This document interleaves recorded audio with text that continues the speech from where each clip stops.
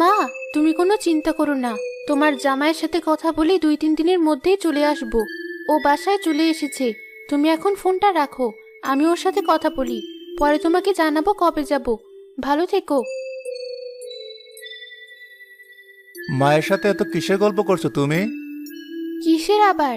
কবে থেকে বাড়ি যাওয়া হয় না, তাই মা ফোন করে যেতে বলছে বারবার। আমি বলে দিয়েছি 2-3 দিনের মধ্যে চলে যাব। এখন তুমি বলো কবে যাবে। এবার কিন্তু আর কোনো বাহানা করলে চলবে না। আমি কিন্তু কোনো বাহানা শুনবো না। আমি বাপের বাড়ি বেড়াতে যাব মানে যাবই। আমার মেয়েটা এখনো এ বাড়িতে এলো না, আর সে কিনা এখন যাবে নিজের বাপের বাড়ি বেড়াতে। আমাকে কিছু একটা করতে হবে। আগে ভালো করে ওদের পুরো কথা শুনি। কিন্তু মাকে না জানিয়ে আগেই কি করে দিন ঠিক করি? পরে মা জানতে পারলে কষ্ট পাবে। আগে মাকে বলি, তারপর।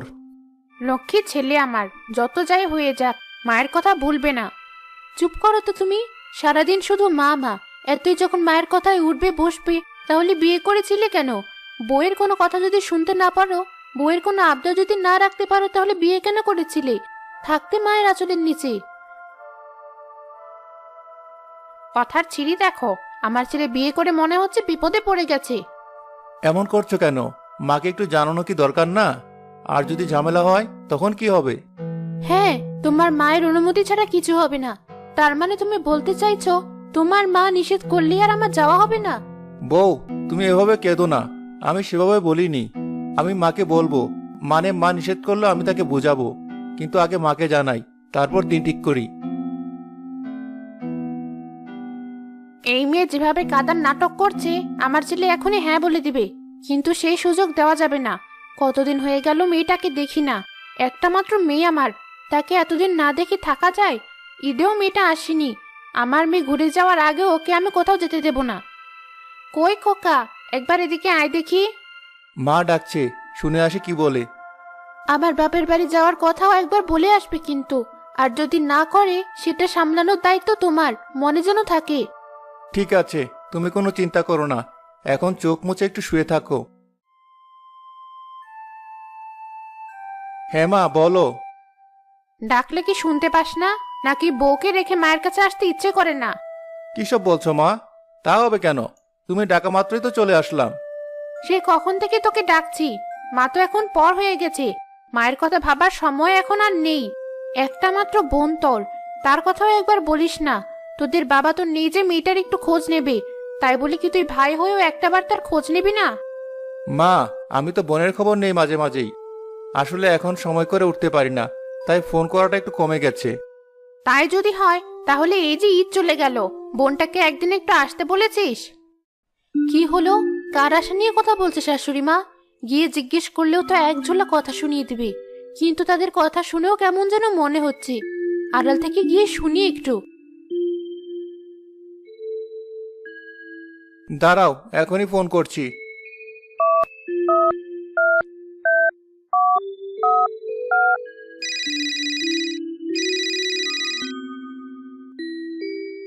হ্যালো বোন, কেমন আছিস? হ্যাঁ ভাই, ভালো আছি। তোরা কেমন আছিস? এই তো, আমরাও ভালো আছি। তা বলছি, তোরা আসবি না? ঈদ চলে গেছে তখনও আসিসনি। এদিকে মা তোদের দেখার জন্য পাগল হয়ে গেছে। হ্যাঁ, আমিও যাব ভাবছিলাম। আমারও মাকে ভীষণ দেখতে ইচ্ছে করছে। ঠিক আছে, চলে আয় তাহলে। আগামীকাল সকাল সকালে আমি চলে আসব।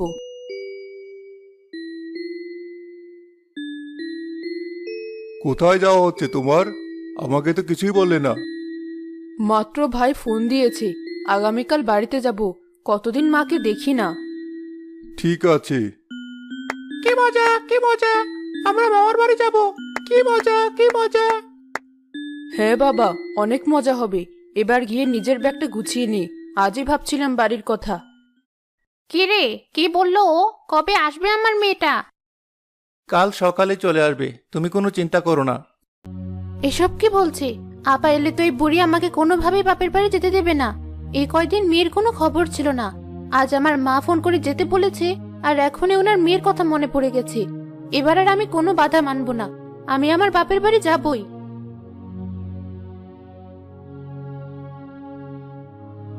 কার আসার কথা বলছো তুমি?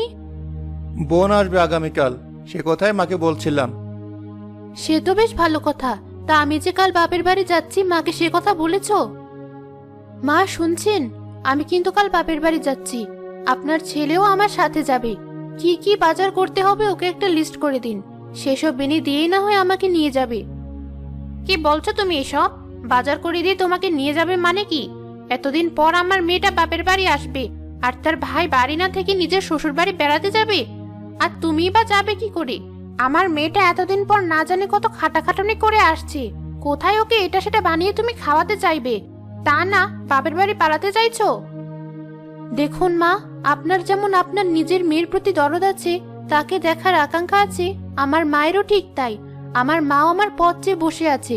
তাই আপনি যত যাই বলুন না কেন, আমি আপনার কোনো কথা শুনবো না। আমি আমার বাপের বাড়ি যাব।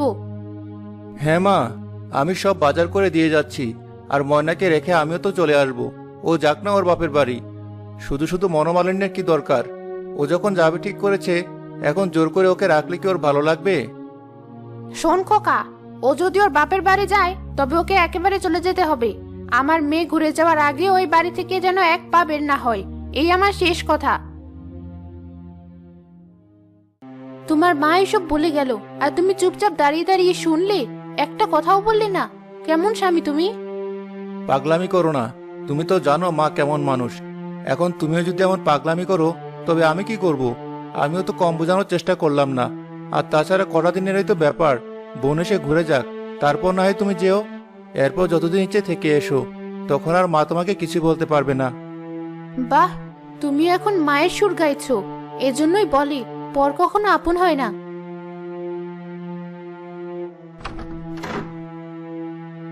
কি হলো? দরজা বন্ধ করলে কেন? দরজা খোলো। দয়া করে আমাকে একটু একা থাকতে দাও, এতটুকু শান্তি তোমরা আমাকে দাও। ঠিক হয়েছে, একেবারে সঠিক চালে খেলেছি। কি বোন, তোমাকে তো বেশ খুশি খুশি লাগছে। পানের পিচকিরির চেয়েও তোমার গাল দুটো লাল দেখাচ্ছে। তা দেখাবে না, আগামীকাল আমার মেয়ে আসছে। তাই নাকি? তা তোমার বউটা ভালোই, নিজে বাপের বাড়ি না গিয়ে কেমন সুন্দর করে সংসার করছে। আর গিয়ে দেখো আমারটার নাটক। কার কথা কি বলছো? ওর কি নাটক কম? আমার ছেলের মাথাটা তো একেবারে চিবিয়ে খায়। নেহাত আমি শক্ত বলে আমার ছেলেটা এখনো বেঁচে আছে, না হলে কবেই শেষ করে দিত। আর বাপের বাড়ি যেতে সে কি চায়নি? কাল সে নিয়ে কত কথা কাটাকাটি। সে বাপের বাড়ি যাবে, আমিও কাল বলে দিয়েছি। আমার কথা না শুনে বাপের বাড়ি গেলে আর বাড়িতে তুলবো না। বলছো কি? ওদের যাওয়া তো প্রায় ঠিকই হয়ে গিয়েছিল। সেই সময় আমি ওদের ঘরের পাশ দিয়ে যাওয়ার সময় শুনে ফেলেছিলাম সব। অমনি ছেলেকে ডেকে মেয়েকে ফোন করে আসতে বলেছি। এই তাহলে কাহিনী। সবসময় আমার সাথে এমন করা, তাই না? আমার যাওয়ার কথা শুনেই তাহলে এসব করেছি। এবার আর ওর ছেলেকে কিছু বলবো না।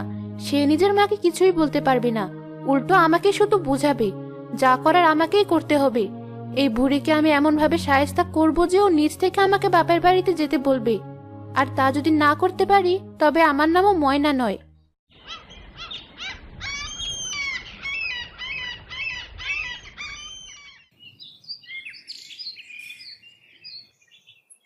এই দেখো, আমরা চলে এসেছি।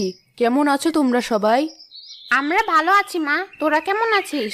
আমার জামাইটা গরমে ঘামে ভিজে একেবারে গোসল করে উঠেছে। এসো বাবা, এসো, ফ্যানের নিচে বসবে আগে। এখানে এভাবে দাঁড়িয়ে থাকতে হবে না। নানু ভাই, তুমিও এসো।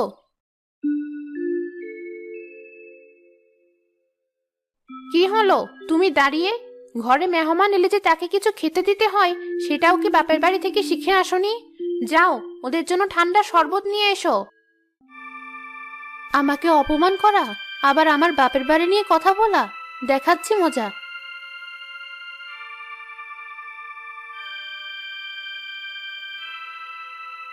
এই নিন দোলা ভাই, শরবত খান, একদম ঠান্ডা শরবত।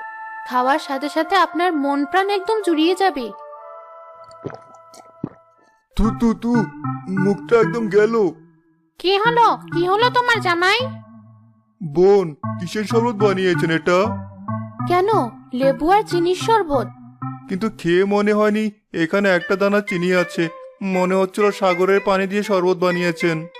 কি জানি, হয়তো তাড়াহুড়ো করতে গিয়ে চিনির বদলে লবণ দিয়ে ফেলেছি। একই দেখতে কি না। আচ্ছা, এখনই আরেক গ্লাস বানিয়ে আনছি। স্বাদে তো আর বলি না বাপের বাড়ি থেকে কিছুই শিখে আসিনি। না না, থাক, আর লাগবে না। এই যে নবাবের বেটি, এই নাও খাসির মাংস। আমার মেয়ে আর মেয়ের জামাইয়ের জন্য মাখা মাখা ঝোল করে রান্না করবে। একদম কাজে ফাঁকি দিবে না, মাংস যেন খুব নরম হয়। পুরীর আচরণ দেখেছো? একে আমাকে জোর করে খাটাচ্ছে, তার উপর আবার এমন ব্যবহার। নিজের মেয়ে জামাই আর মেয়ের জন্য খুব দরদ, তাই না? দাঁড়াও, এমন রান্না করব আজ বাপের জন্মে কেউ ভুলতে পারবে না। এই তো শুকনো মরিচের গুঁড়ো, এমন চাল দেবো বাপ বাপ করে পালাবে।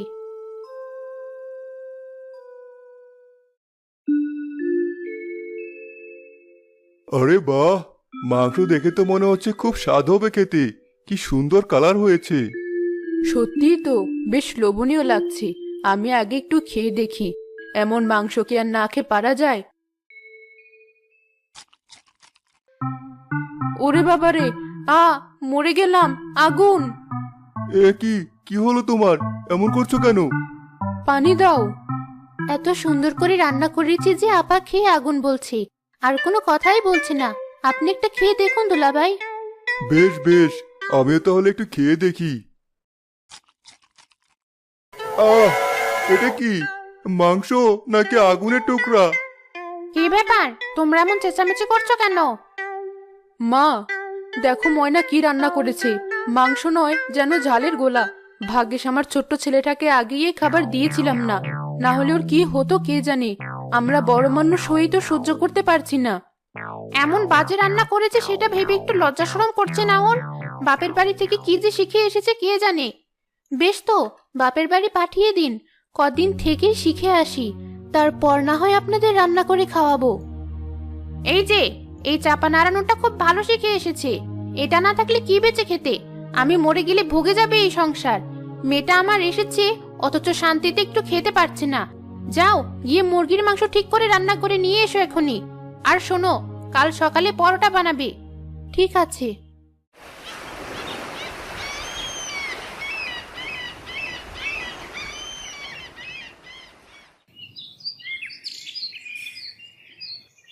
সাত সকালে মেয়েকে পরোটা খাওয়াতে মন চেয়েছে, তাই না? খাওয়াচ্ছি পরোটা। মা, মামি তো সব পরোটা পুড়ে ফেলেছে, কি করে খাবো এগুলো? তোরা এসেছিস থেকে যে কাজে ওকে করতে দিচ্ছি সেটাই ও এমন করছে। ও কি মনে করেছে ও চালাকি আমি বুঝি না? সব বুঝি আমি। ওকে আগে বাড়ি যেতে না দিয়ে তোকে আসতে বলেছি বলে এসব করছি ও। সেটাই তো মা, আপনিও অবশেষে স্বীকার করলেন। ইচ্ছে করে আপনি আমাকে বাপের বাড়ি যেতে দেননি। আমি বাপের বাড়ি যাব শুনেই আপনি আপাকে আসতে বলেছেন। একবারও আপনি আমার কথা ভাবেননি যে আমার মাও আমার জন্য অপেক্ষা করছে, তারও আমার জন্য কষ্ট হয়। অথচ চাইলেই 2-3 দিন পর আসতে বলতে পারতেন তাদের। তুমি সত্যি এটা ঠিক কাজ করনি মা। ময়না যেহেতু আগে তার বাপের বাড়ি যেতে চেয়েছিল, তোমার উচিত ছিল তাকে যেতে দেওয়া। ময়না ঘুরে এলে না হয় আমি আসতাম। আমি তোকে দেখার জন্য বেকুল হয়েছিলাম, আর তুই এখন ওর হয়ে কথা বলছিস? ময়নার হয়ে বলছি না মা, কিন্তু তুমি ভাবো, আজ যদি আমার শাশুড়িও এমন করতো তখন তোমার কেমন লাগতো? আমার আসার কথা শুনে যদি তার মেয়েকে আসতে বলতো আর আমাকে আসতে না দিত, তখন তুমি কি করতে? বোন ঠিক কথাই বলেছে মা। তুমি একটাবার ভেবে দেখো, আসলে তুমি মাঝে মাঝে মনের সাথে এমন অবুঝের মতো ব্যবহার করো, কিন্তু তুমি মা বলে আমি তোমাকে কিছুই বলি না। তোমার তো একটু বোঝা দরকার, সেও একটা ঘরের মেয়ে, তারও একটা পরিবার আছে। সে সবকিছু ছেড়ে এসে এই পরিবারে তোমার কাছে থাকে। এতদিনে আমি আমার ভুল বুঝতে পেরেছি, আর কখনো আমি এমন কিছু করব না। বৌমা, তুমি আমার উপর আর রাগ করে থেকো না। যাও এখনই সব গুছিয়ে নাও, বিকেলেই খোকা তোমাকে বাপের বাড়িতে নিয়ে যাবে। আমি এতটাও খারাপ বউ না যে বাড়িতে মেহমান রেখে বাপের বাড়ি চলে যাব।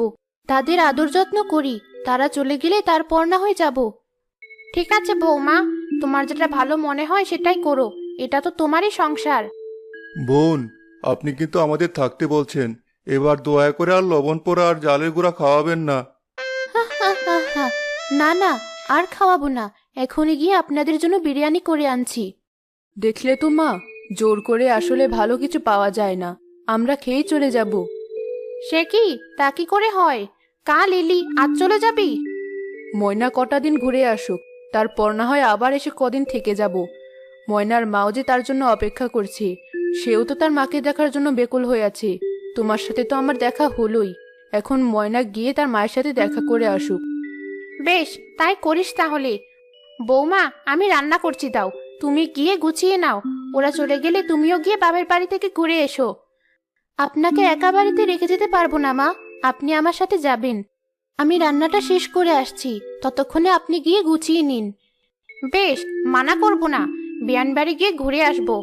ছেলে বউর সাথে বিয়ানবাড়ি ঘোরার মজাটাই আলাদা হবে। শাশুড়ি মা আর বোনকেই প্রথম একসাথে এমন হাসতে দেখলাম, তাই না? ঠিকই বলেছ, তারা সব সময় যেন এমনভাবে থাকুক। যাক বাবা, অনেক বড় একটা ঝামেলা থেকে বেঁচে গেলাম আমি। না হলে প্রতিদিন দুজনের এত কৈফিয়ত আমি আর নিতে পারছিলাম না।